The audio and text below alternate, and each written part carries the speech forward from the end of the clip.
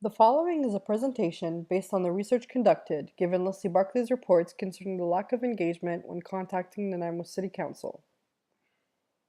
The perceived issue from this local resident stems from a broken promise from City Council to listen and be engaged in all issues concerning Nanaimo. The current rollout of the communications plan is outdated and ineffective, as information is simply being outputted, rather than creating a conversational environment between different parties affected by this information. This one-way communication is detrimental to the image of City Council, as well as their relationship with stakeholders. Within Mr. Barclay's reports, he mentions there is an increased output of news releases in the year 2014, which contradicts the listening objective of City Council. Another issue with the current communication strategy is the difficulty to find contact information as well as receiving responses and follow-throughs on Mr. Barclay's inquiries. The City of Nanaimo's action plan that was presented in 2012 includes touches of engagement as a way for citizens to connect with their city. However, the failure to be engaged deteriorates the trust between citizen and government.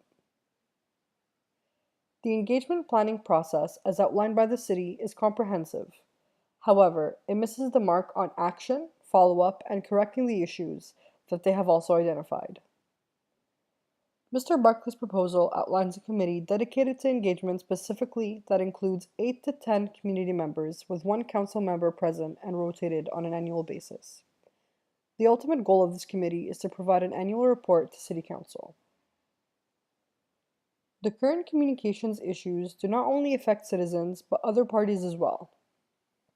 The following internal and external lists exemplify the importance of creating a two-way communication strategy that engages both sides. The city's 2012 presentation does not seem to have a wide range of stakeholders in mind. This list is meant to broaden the scope by strengthening the foundation of the internal functions, which in turn can prepare an implementation of a new communication strategy. The following objectives are based on the analysis done on the City of Nanaimo's website and social media tools. Mr. Barclay's suggestions have been considered and adapted where necessary. By creating more specific objectives, they can become easier to achieve. One of the goals that was suggested by Mr. Barclay is to include grassroots community members within discussions and consultations. This can ensure that the community is engaged directly and can have some control in decision-making, since they are directly impacted. A more specific objective is to increase social media presence and dialogue by 50%. Measurement will be based on number of views, likes, comments and responses, and overall follower increase. Some tools, such as blogs and online discussions, will be posted.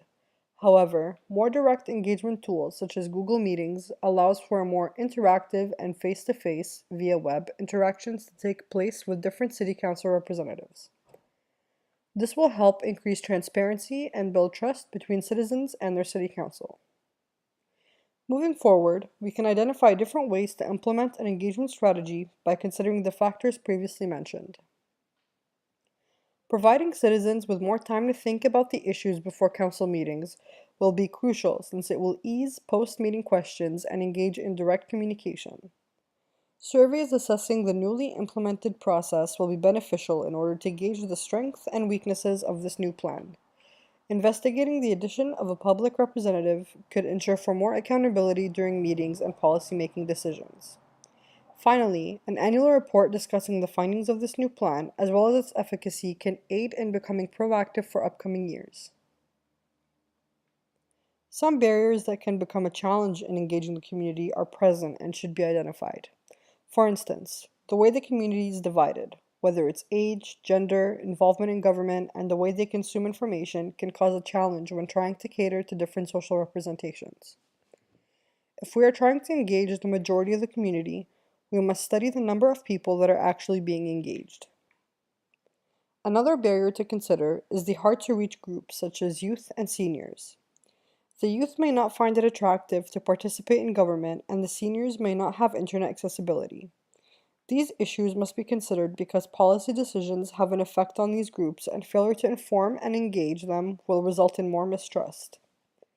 The main goal with this barrier is to remain as open as possible while diffusing the most pertinent information through both online and traditional means. Four main questions are being asked in order to ensure that they align with the objectives previously mentioned. The main areas being evaluated are participation on behalf of community members, responsiveness on online tools from City Council, perception of City Council, and consideration of input from community members by Council members.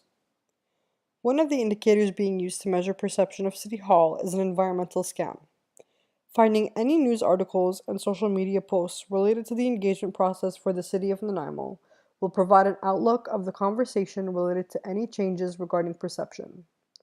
Any issues that arise can become an opportunity to create an open line of communication with journalists in order to address these concerns. The results that we are hoping for are increased activity on all fronts. Online presence through comments, questions, and suggestions, as well as attendance to meetings regarding policy decision-making, will exemplify the success of the new engagement strategy. Also, the increase of transparency from City Hall will hopefully lead to a shift in attitude away from negativity, dysfunction, and secrecy. A SWOT analysis was conducted in order to consider all aspects of this new strategy. The main points to highlight include more accountability for City Hall, increasing two-way communication by using more online tools, and diminishing the negative views of City Hall.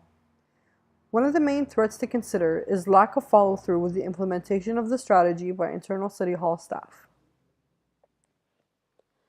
To address the potential weaknesses and threats, the following recommendations have been outlined. The main focus is to change the internal culture in which employees and staff at City Hall are immersed into.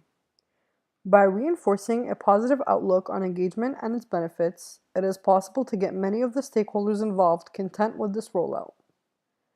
Another recommendation is to implement more online tools as well as proper management of these tools. The lack of posts on social media and maintenance for these pages makes the public lose interest, thus decreasing online presence and overall engagement. In conclusion, Mr. Barkley's reports have sparked an important conversation as well as a motivated initiative to create an effective and reinvented engagement strategy. By rethinking and updating the communications plan and adding more online tools, we can create a new internal culture while reducing the image of dysfunction around City Hall.